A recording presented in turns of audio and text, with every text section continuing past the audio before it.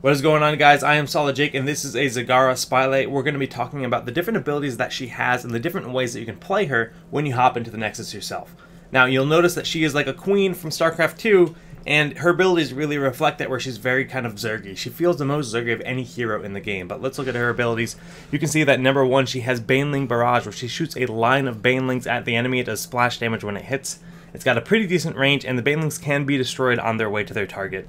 Her W is Hunter Killer, which is just a Hydralisk. You summon it on a target enemy. When that enemy dies, whether it's a minion or an enemy hero, the Hydra will burrow and go away, and it doesn't last forever, and it can be killed. So it's a really strong unit, though. It's very, very good.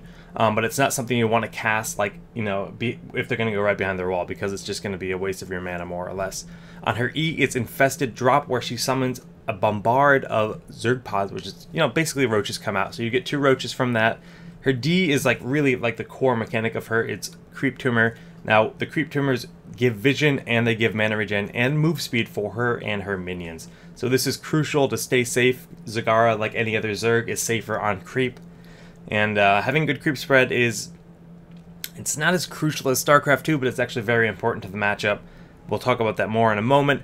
And for her heroics, she has Devouring Maw, which is a really, really powerful... you know, it's a disable where it basically pulls people into the maw. It can't pull the whole party if they're big guys, because it has a limited area as to how many people can get pulled in. But it's really strong. You can easily grab a whole team if it's all small people. If they have Stitches and Diablo, it's not going to get everyone. But it's one of those things where you have to line up, get them to fall in, and then just get them all pulled in. Kind of similar to Tyranda's Arrow, the stun, but much bigger than that. It's very, very strong. In Nidus Network, you can have many Niduses around the map. You can see you can have a cooldown of 2 seconds, 50 mana, place a Nidus on the battlefield, and travel between them. Now, you can have, like I said, it's not just 2 ends of the Nidus. You can have them all over the map. But honestly, it's not something you see used a lot, because Devouring Maw is just very, very good. Nidus is nice if you're trying to do like a split push style, but that doesn't work in every map. But we'll talk about that as we hop on in. So let's just jump right into it and look at the different abilities and the talents and the ways that you can build Zagara, because she does have multiple styles. Like, you can definitely, she's a specialist, so you can definitely play her as that push style where you're just really putting on the pressure consistently. But you can see right here for level 1 talents for Zagara. But we'll look at that in 1 sec. Let's just take a look at what of all her abilities look like really quick. So you can see Baneling Barrage. It's quite simple. It's just a line of rolling Banelings and they explode. I always love Banelings. You can drop your Roach Pods with your E like this, and those guys will tank damage from the towers, and your Hydra can be summoned, and he will fight for a decent amount of time. You can see his timer's going down pretty quick right there, but that's the core abilities that she has. And then for the Creep Tumors, really, this is something that a lot of people don't get right with Zagara. With the Creep Tumors, you want to use them almost as wards, because they can be destroyed. They are not seen inherently by the opponent. There are many abilities like Tassadar's passive that can be used to reveal them, but any AoE that just happens to hit them, you know, any AoE in the game will destroy them. And actually, once it's hit once, they become visible. So they're pretty easy to clean up, especially since there's so many just random AoEs, whether it's Barbarian, like just happening to Whirlwind, she's going to destroy your Creep Tumors, like, even if she's not trying to. But it becomes a very common mechanic you'll see enemy players like going out of their way to destroy your Creep Tumors, because they know it's pretty easy to predict where the Creep Tumor is on the actual creep spread, even though it's pretty large. So what they end up being used for a lot of the time is actual just creep spread. Now, if you're pushing a lane by yourself, you use them to put in the grass around you. So you want to put it in the grass above you, you want to put it in the grass in any, like, you know, lane where you think the enemies could be coming from, to give you enough time to back out and get out of the lane and stay safe. So they're really just a core thing for vision. I mean, it's great to throw them down if you're trying to do merc camps, because you throw it down, you get that additional regen, in your creeps as well. So while you're fighting, you're regenning health a little bit faster. I mean, 100% faster ain't too shabby. And so that's really how Creep Tumors work, and it's a really important thing. Now, it does cost mana to use them, but again, you can see Lay Creep Tumor generates creep, and you have 20%, your summons have, you and your summons, excuse me, have 20%, move 20% faster on creep, and regenerate health 100% faster. Now, I stumbled over my words a lot there because it is 9 AM here. But anyways, It's really powerful mechanic, and it's crucial to really just master the creep tumors and use them for vision, because especially if you're on Blackheart's Bay and there's the turn-in. And the turn-in is such a point of contention. You always want to know when the enemy team is turning in so that you can react. Really just have creep tumors there at all time, and even if they go down there and destroy it, they're wasting their time to get rid of your creep tumor, and you're going to know right away, like, oh, if you have good map awareness, you're watching a map a lot, you're going to be able to see that they're at the grave golem or whatever the objective is. It's great to see mercenary camps with them. It's great to just have vision through lanes. So I can't stress it enough that creep tumors are just so important to Zagara. But let's just take a quick look at her talents and her different playstyles. Now, you can really play Zagara two ways. You can make her incredibly bursty to the point where she's just going to burn you down immediately. Like, you cannot beat her in a 1v1. Or you can make her like a more push, oriented build. And there are some builds that really kind of fit both. So jumping right into level 1. Now, the increased regen, reconstitution, I've definitely seen it used well. I mean, it gives you 300%, health regen on creep. Now, this makes you like super tanky because that's a lot of regen. So it's definitely not a bad option. Demolitionist, I really don't see it. I mean, I don't think it's that useful on her because honestly, her roaches tank enough shots as it is. So in the double length on the baneling, like, it's already pretty far. Like, if you look at her Q, that's pretty far. But the double length becomes pretty absurd. So if you're in Dragonshire and you're really worried about defending, the Dragonite Shrine, so you can just shoot banelings at it, or like any kind of turn in, I mean, you can play with it, but I really just go with the infested drop. That gives you the 3 roachlings. This is not only good because it kills any kind of creep waves faster because you have an additional roachling, and it's also good against towers because the towers are going to be spending more ammunition, taking care of your roaches. They're going to tank more shots, and it allows you to push more, so it's more damage. And again, this is to remove ammo, but they're going to tank the ammo anyways, so I go with Ventral Sacs 100% of the time, personally. Let's level up a few times here. Used to be able to spam this, but not anymore. You have to click it slowly. So here we go at level 4, or tier 2 of talents, and we have Envenom Spines, Medusa Blades, Tumor Clutch, Envenom, and Infest. Now, Infest is something that I personally never get. Medusa Blades, I've played with it, I just don't like it. It makes it so you hit 3 targets at once. It sounds wonderful, I know it does, but I really just don't like it. And Tumor Clutch, I mean, again, I stress tumors being really important, but like at the same time, I feel like having more damage on Zagara is kind of crucial. So I limit it down to Envenom Spines and Envenom. Now, if you're going for a more like, I'm gonna just burn people down in team fights, I'm just gonna nuke someone really quick, Envenom is the option to get. I mean, it's a really strong ability. It does a lot of damage, and it's not something you can count out because Zagara does have a lot of burst. So you can see my creep tumors do actually expire. I forgot to mention that. They do expire. I believe the timer is 3 minutes, but I've never actually read the actual timer. I've just based it off games. And again, let's get back to this. And Envenom Spines is actually really nice for pushing. I get this a lot when I'm doing a push build because it's not even more about the range, it's just like the sustained damage, and it's just like it's a nice thing to have. You have a little more range, you have a little more damage, you can stay a little bit further from the towers. It's nice for team fights too because a lot of Zagara is like she doesn't want to be up close and personal. Like that makes Envenom seem like almost unintuitive because you have to be so close to cast it. With Envenom Spines, you can keep your distance, really just summon your minions and play keep away. So Envenom Spines is actually probably my more option choice, like the choice I choose more often, but Envenom definitely can be a good pick as well. Let's level up a little bit more. Choose a talent. Alrighty, so we've got Battle Momentum, Volatile Acid, Corpse Feeders, Endless Creep, and Rapid Incubation. So, Rapid Incubation is actually like my favorite pick. I'm just gonna say straight up, like, it's just a really cool ability. It's got a nice short cooldown. If you read it here, channel to regenerate up to 25% of your health and mana over 3 seconds. Now, with Zagara, like a lot of the times, especially if you're playing like a push build with her, this is really nice because you might be saying, hey, look, these do increase non-heroic damage, which means 50% bonus on towers is really good, but this just gives you more sustain. I never like to spec into the things that are just like bonus damage versus non-heroes. I really try to think of like what works the most well-rounded kind of route, what helps me in every situation, and you know, rapid incubation is just really nice. Like, even like if I'm in the middle of a team fight, I can just like kind of sit back, you know, summon all my, cast all my abilities and kind of sit back, grab in the bush and just use rapid incubation. Do it right here. I actually have to take some damage before it'll let me use it.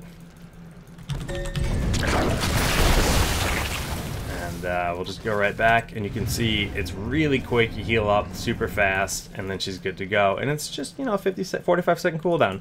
It's a really nice ability, but at the same time, battle momentum sounds great in theory. Summon more Baneling, summon more Hydra, summon more Roaches, but she doesn't really have the mana pool to sustain that. I mean, like, you could be spamming like real quick with battle momentum, and she's just gonna run out. If you're going the burst build, again, it might be nice, but she can't really stay in the front lines all too long. She dies pretty quick, so feel free to play around with it. Personally, the Endless Creep, I really wouldn't get it. Creep tumors die so easily. I don't think it's really like gonna benefit you at all, really. Corpse Feeders, I don't feel like this ever ends up working too well with me. Maybe there's synergy with another hero, maybe with Rhaegar's Chain Heal, and you can just keep the Roaches going, but I haven't fallen in love with it. And Volatile Acid, if you just want to focus on split pushing the entire game and disregard the rest of it and like solo queue or something, definitely a good option for that. But rapid incubation is just like more sustain, more you know, like I said, she runs out of mana pretty quick if you're spamming your abilities as much as you can. And rapid incubation really makes a big difference when it comes to mana. But it's not even really about the health, because she's got the health regen on creep. But I get rapid incubation really just for the mana there. Let's level up a little bit more to 10. And again, 10, I could show you, I'll show you them both. I'll reset this. So let's just show you what Maw looks like really quick. Now Maw, you use it here, and that's a big target area, and it eats everyone inside. Does a little bit of damage. It's not a ton of damage. It says for 4 seconds, and yeah, 58 damage a second though. So 315 damage. It's really just like the ability I always pick with her. We've debated like maybe she should have Ultralisk instead of Kerrigan, and Kerrigan should have that, but maybe that would make Kerrigan too strong, just because like Maw's really good though. And you can do a lot of nice setups with it, because if you do the Maw and then you line up a bunch of Banelings and then summon down your Roaches, it does a pretty decent amount of damage. And of course, if you have teammates in the area, they can set up their combos as well. So it's very good for setting up even wombo combos or anything of that sort as well. We gotta reset our talents. Choose a talent. And then we gotta go level up again. So we're just gonna pick the same stuff once more. I wish I could still spam this like back in the day. Alright, what did we grab here? Rapid and Nidus. Now Nidus is really fun because you have 2 charges to start, and you can just put your Nidus network here. We'll mount up real quick, come out here, put on another Nidus network. You can see it takes a few seconds to channel, about 1.5 seconds to channel, and then you just, once you go in, you're safe. You cannot die. And you could hang out there as long as you like, if you really wanted to. I don't know why you would ever want to. And then you just go back and you just teleport to any Nidus network on the map you like. Now you can have like 4 or 5 of them on the map at once and just travel between them really quickly. This is really nice on Haunted Mines if you want to like just leave a Nidus at the Grave Golem and go down there really quickly and try to solo him. You can put them around the map from near mercenary camps. You can actually cast them at decent range. Let's reset our cooldowns. You can actually cast at decent range. I've actually tried to like block people's pathing using that before. You can actually use it to get vision over a wall if it's like, oh, okay, are they murking over there, let's get vision. But you see they don't have a ton of health, but they have a decent amount of health, so they don't just get one shot. But let's just keep on leveling up and looking at our talents. Now this is a really fun option because you can actually turn your Hydras into Mutalisks, or you can buff your Hydralisks to have additional range and damage. Now these are like the 2 best drops. The other drops are Spell Shield, I would never grab. Giant Killer definitely could be picked if in certain like compositions, in certain situations, I could see the use of it. And Bile Drop, that it just increases the impact damage, so when you cast your E, as it lands, if it hits the enemies, you see it's kind of like Tyrando's E as well. That'll do additional damage. Give her more like burst, but It's not incredibly significant compared to these two abilities. Now, the increased range and damage is really good, especially in an open field, but it's situational. It's not something you can cast if they can just easily get away, because your Hydras are just going to do nothing. But in a lot of map situations, depending on where you are, in the middle of a lane, whatever, it's great. If somebody's right up in your face like an Illidan, you just summon your Hydra and he's going to do a lot of damage. At the same time, Mutalisk is quite the opposite. See, the Mutalisk doesn't do additional damage, but it doesn't bounce. So essentially the glaives of the Mutalisk, as it hits, it bounces and does less damage, but more, it does damage to other targets as well. And your mutas can fly. So it gives you vision over lanes, just like the Banshee that Raynor has. The mutas will just pass right over any wall or lane to continue killing their target until they die or their timer is up. So it's like just a really strong thing that can't be dodged easily, where the Hydras are really easy to just screw up their pathing and kind of just disregard them. Whereas the mutas just, if you almost have that Brightwing dead, it's gonna probably finish the kill for you. So it's really good. I just pick Mutalisk honestly every time, no matter what. Let's keep leveling up here. Choose a talent. And at this next level, when you get to level 16, you'll notice that you can actually get 2 mutas. You can increase the number of your banelings if you like. With Metabolic Boost, you can increase your move speed on a creep, which is actually quite nice. And you can get the Stone Skin. Now, Stone Skin, kind of boring. I personally don't think it's super necessary if you're playing Zagara properly with your creep tumors all over the map. You're going to be able to get out of most situations anyways. And I just wouldn't grab Stone Skin. But Metabolic Boost, again, creep tumors die so easily now in the newest patch. They just kind of made it so that they're really easy to clean up because they were kind of too strong. So I really wouldn't grab Metabolic Boost because there's not going to be a lot of situations where you have a creep highway. Creep tumors are primarily going to be used for just stuff like, just showing where your enemies are and giving you time to react to somebody trying to gank you. Brood Expansion is my favorite choice. I just love the mutas. I love being able to summon 2 mutas at once and just rip apart your opponent. And Baneling Massacre, again, if you're going for that 50% non-heroic damage on Banelings, definitely grab Baneling Massacre. It just gives you a ton of Banelings. I'll show you right here. That's a lot of Banelings. You just gotta note that you have to channel that the whole time when you're just casting the Banelings. But if you get the 50% damage and the Baneling Massacre, you just tear apart anything that's not a hero. So it makes her a really, really absurdly dangerous pusher for sure.